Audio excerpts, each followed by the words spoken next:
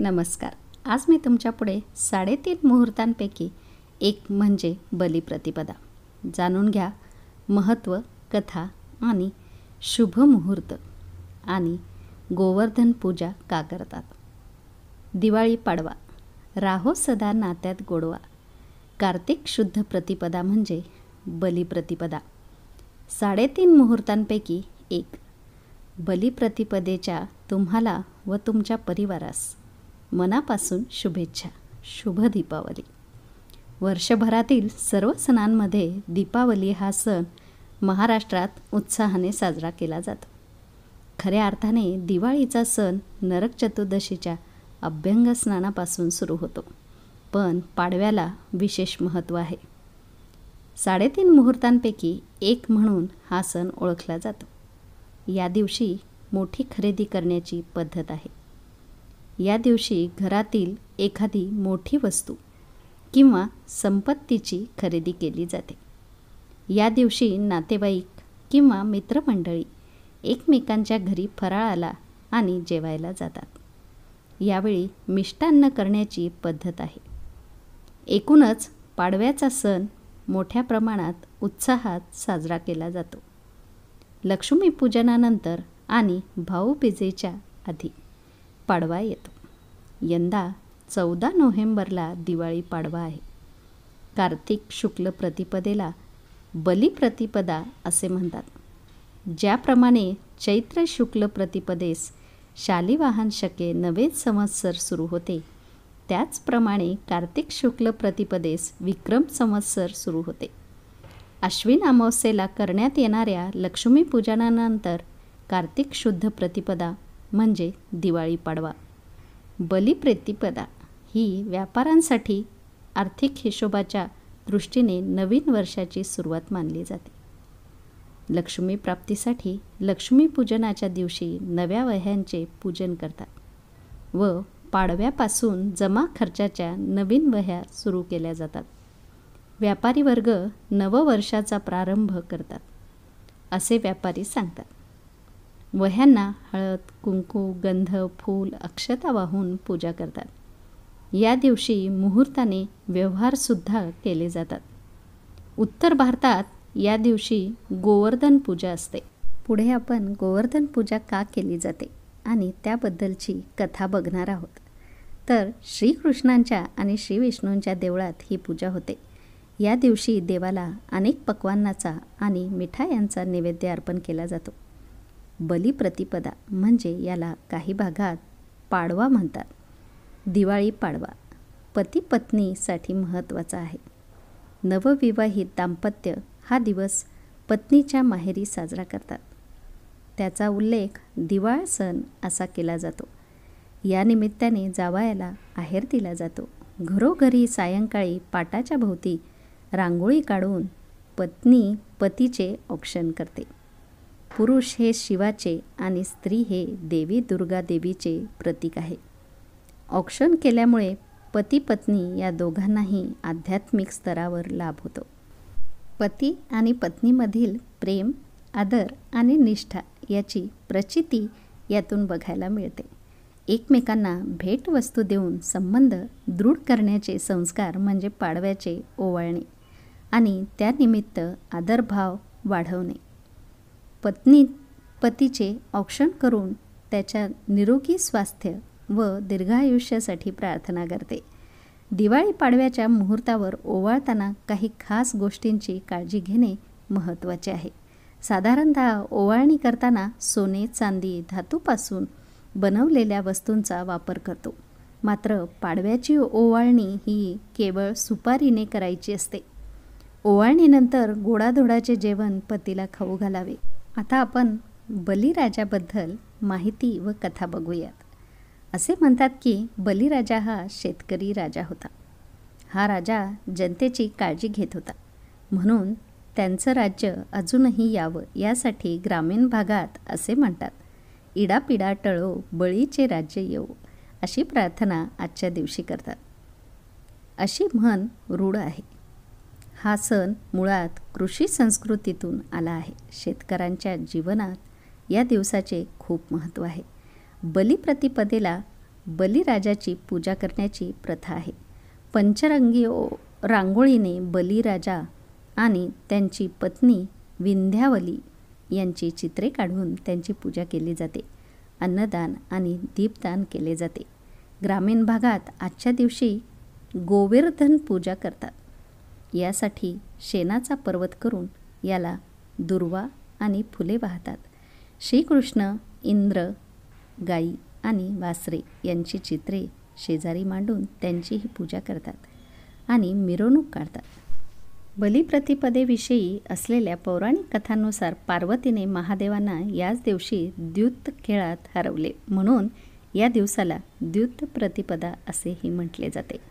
असुरांचा राजा बली हा भक्त प्रल्हादाचा नातू आणि विरोचनाचा पुत्र होता. राक्षस कुळात जन्म घेऊनही चारित्र्यवान, विनयशील, प्रजाहितदक्ष राजा म्हणून बलिराजाची ओळख होती. दानशूर म्हणून हा राजा विख्यात होता. पण पुढे त्याने वाढत्या शक्तीच्या प्रभावाने देवाचाही पराभव केला. बलिराजाने एक यज्ञ केला. या यज्ञानंतर दान देण्याची प्रथा होती. म्हणूनच या दिवसाला बलिप्रतिपदा असे देखील म्हणतात. आता आपण कथेला सुरुवात करूयात.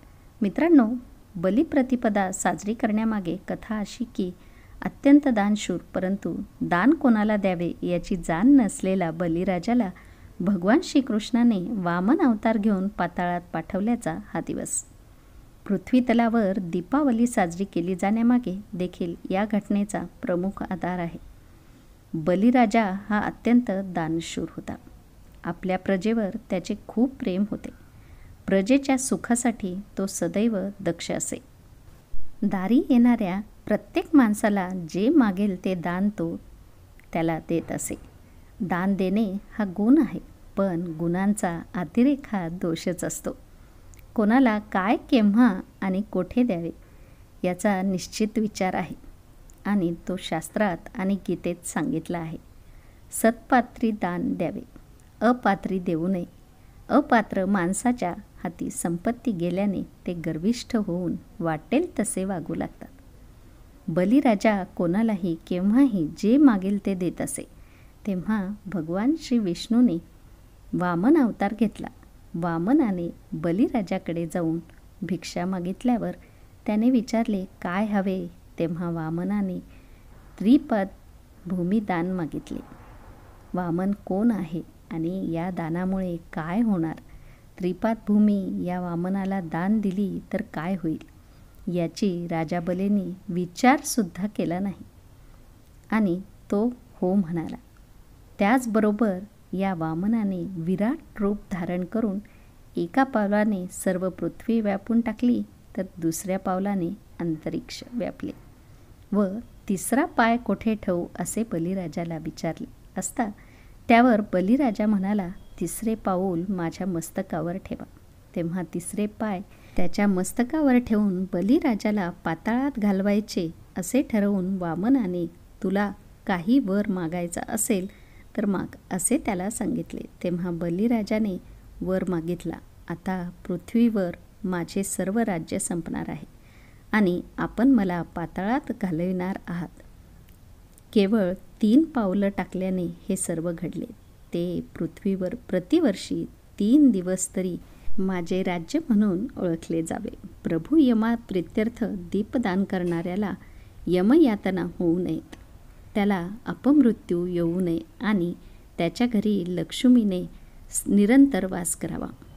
याच वेळी बलिराजाची भक्ती आणि दातृत्व यामुळे प्रसन्न होऊन त्याला या कार्तिक शुक्ल प्रतिपदेला लोक तुझी पूजा करतील, तसेच ही तिथी तुझ्या नावाने ओळखली जाईल असे वरदान दिले. म्हणजेच ते 3 दिवस म्हणजे अश्विन कृष्ण चतुर्दशी, अश्विन अमावस्या आणि कार्तिक शुद्ध प्रतिपदा याला बळीराज्य असे म्हणतात. असे सांगून भगवंताने त्यांच्या निस्सीम भक्त जरी असुर असला तरी त्याचा मान राखून त्याला हा आशीर्वाद दिलेला आहे. गर्विष्ठ झाला तरीही सत्वशील दानशूर बलिराजाला पाताळ लोकाचे राज्य बहाल केले आणि वर दिला. कार्तिक प्रतिपदेला लोक तुझ्या दानशूरतेची, क्षमाशीलतेची पूजा करतील. यावरून भगवंताची तत्वनिष्ठा, भक्तवत्सलता आणि दातृत्व हे गुण प्रकर्षाने दिसून येतात. मित्रांनो, बलिप्रतिपदेला बलीची पूजा करतात. बलीने राक्षस कुळात जन्म घेऊनही त्याच्या पुण्याने त्यांच्यावर वामनदेवाची कृपा झाली. त्याने ईश्वरी कार्य समजून लोकांची सेवा केली. तो सात्विक वृत्तीचा आणि दानी राजा होता. प्रत्येक मानव हा प्रारंभी अज्ञानी असल्यामुळे त्याच्या हातून वाईट कृत्य घडत असतात. परंतु ज्ञान आणि ईश्वरी कृपा त्यामुळे तो देवत्वाला पोहोचू शकतो, हे या उदाहरणावरून दिसून येते. अशा निर्भयतेने सत्यकर्माचे पालन केल्यावर त्याला मृत्यूभय राहतच नाही. यमसुद्धा त्याचा मित्र आणि बंधू होतो. या दिवशी भगवंताने वामन अवतारात दाखवून दिले की भगवंत हा सर्वस्व अर्पण करणाऱ्याचा दाससुद्धा होण्याची सिद्धता ठेवतो. बलिराजाने श्री विष्णूंना विनंती केली की आता माझ्याकडे काही नाही, तर तुम्ही पाताळात राहावे. बलिराजाच्या विनंतीवरून श्री विष्णू हे 4 महिने पाताळात राहतात. तर हे 4 महिनेच का राहतात याची एक कथा आहे. तर ती आय बटनवर क्लिक करून तुम्ही बघू शकता. तर आता बघूयात गोवर्धन पर्वताची पूजा का केली जाते, त्यामागील माहिती आणि कथा. गोवर्धन पूजेचा उत्सव दरवर्षी कार्तिक महिन्यात येतो आणि या दिवशी गोवर्धन पर्वताची पूजा केली जाते. पर्वताची पूजा करण्याव्यतिरिक्त या दिवशी लोक 56 किंवा 108 प्रकारचे पदार्थ तयार करतात आणि ते भगवान श्रीकृष्णाला अर्पण करतात. गोवर्धन पूजा दिवाळी सणाच्या दुसऱ्या दिवशी म्हणजेच कार्तिक महिन्याच्या शुक्ल पक्षाच्या प्रतिपदेला साजरी केली जाते. 2023मध्ये ही पूजा 14 नोव्हेंबर रोजी केली जाईल. पूजा करण्याची योग्य वेळ संध्याकाळी 6:43 ते 8:52 गोवर्धन पर्वताशी संबंधित पूजेची माहिती आणि कथा. गोवर्धन पूजा साजरी करण्यामागे एक कथा आहे आणि या कथेनुसार भगवान श्रीकृष्णांनी लोकांना गोवर्धन पूजा करण्याचा सल्ला दिला होता. असे म्हणतात की एके दिवशी श्रीकृष्णांची आई यशोदा भगवान इंद्राची पूजा करण्याच्या तयारीत होती. त्यावेळी श्रीकृष्णांनी आपल्या आईला विचारले ती भगवान इंद्राची पूजा का करत होती. श्रीकृष्णांच्या या प्रश्नांच्या उत्तरात त्यांच्या आईने त्यांना सांगितले की त्यांच्या गावात पाऊस व्हावा म्हणून सर्व गावकरी आणि ते भगवान इंद्राची पूजा करत आहेत. पावसामुळे त्यांच्या गावात पिके व गवताचे चांगले उत्पादन होणार असून त्यामुळे गाईला खायला चारा उपलब्ध होणार आहे. आईचे म्हणणे ऐकून श्रीकृष्ण लगेच म्हणाले की जर असे असेल तर आपण भगवान इंद्राच्या ऐवजी गोवर्धन पर्वताची पूजा करावी, कारण या डोंगरावर गेल्यानेच गायींना खायला गवत मिळते. श्रीकृष्णांच्या या विधानांचा प्रभाव त्यांच्या आईवर तसेच ब्रजच्या लोकांवर झाला आणि ब्रजचे लोक इंद्रदेवांची पूजा करण्याऐवजी गोवर्धन पर्वताची पूजा करू लागले. ब्रजचे लोक गोवर्धन पर्वताची आराधना करताना पाहून भगवान इंद्र क्रोधित झाले आणि क्रोधाने त्यांच्यावर मुसळधार पाऊस सुरू झाला. मुसळधार पावसामुळे गावातील लोकांना खूप अडचणींचा सामना करावा लागला आणि ते भगवान श्रीकृष्णांकडे मदत मागण्यासाठी गेले. त्याचवेळी सततच्या मुसळधार पावसामुळे लोकांच्या घरात पाणी भरू लागले आणि त्यांना राहायला जागा मिळत नव्हती. आपल्या गावातील लोकांचे पावसापासून रक्षण करण्यासाठी भगवान श्रीकृष्णांनी आपल्या करंगळीने गोवर्धन पर्वत उचलला. त्यानंतर ब्रजचे लोक त्या पर्वताखाली जाऊन उभे राहिले. देवाने हा डोंगर आठवडाभर उचलून ठेवला. श्रीकृष्ण हे भगवान विष्णूंचे रूप असल्याचे जेव्हा इंद्रदेवांना कळले तेव्हा त्यांना आपली चूक समजली आणि त्यांनी पाऊस थांबवला. पाऊस थांबल्यानंतर भगवान श्रीकृष्णांनी पर्वत खाली ठेवला आणि आपल्या गावातील लोकांना दरवर्षी गोवर्धन पूजा साजरी करण्याची आज्ञा दिली. त्यानंतर दरवर्षी हा उत्सव साजरा केला जाऊ लागला. गोवर्धन पूजेला अन्नकूट का म्हणतात. ही पूजा करण्यासाठी अन्नकूट बनवून यशोदानंदन श्रीकृष्ण आणि गोवर्धन पर्वताची पूजा केली जाते. त्यामुळे या सणाला अन्नकूट उत्सव असेही म्हणतात. अन्नकूट हा एक प्रकारचा पदार्थ आहे जो विविध प्रकारच्या भाज्या, दूध आणि तांदूळ वापरून बनवला जातो. गोवर्धन पूजेचे महत्त्व. गोवर्धन पूजेत गोवर्धन पर्वताची पूजा केली जाते. वृक्ष, वनस्पती, प्राणी, पक्षी, नद्या, पर्वत इत्यादी निसर्गातील प्रत्येक गोष्टीवर आपले जीवन अवलंबून आहे, असा संदेश हा दिवस देतो. म्हणून आपण सर्वांचे आभार मानले पाहिजेत. भारतातील हवामान संतुलनाचे मुख्य कारण म्हणजे पर्वतरांगा आणि नद्या. अशा प्रकारे हा दिवस या सर्व नैसर्गिक संपत्तीबद्दल आपल्या भावना व्यक्त करतो. या दिवशी गायीच्या पूजेला विशेष महत्त्व आहे. त्यांचे दूध, तूप, ताक, दही, लोणी इतकेच नव्हे तर शेण व मूत्र यांचा मानवजातीला फायदा झाला आहे. अशा परिस्थितीत हिंदू धर्मात गंगा नदीच्या समतुल्य मानल्या जाणाऱ्या गायीची या दिवशी पूजा केली जाते. म्हणूनच गोवर्धन पूजेला अन्नकूट असेही म्हणतात. भंडारा अनेक ठिकाणी होतो. आजकाल हा अन्नकूट महिनाभर चालतो. आधुनिक युगात तो पार्टीसारखा साजरा केला जाऊ लागला आहे. गोवर्धन पूजाविधी. या दिवशी भगवान श्रीकृष्ण आणि गोवर्धन पर्वताची पूजा केली जाते. विशेषतः शेतकरी ही पूजा करतात. त्यासाठी घराच्या प्रवेशद्वारावर, अंगणात किंवा शेतातील शुद्ध माती किंवा शेणखताचा वापर करून गोवर्धन पर्वत तयार केला जातो आणि त्याला 56 नैवेद्य दिले जातात. सकाळी लवकर आंघोळ केली जाते. घराच्या स्वयंपाकघरात ताजे पदार्थ तयार केले जातात.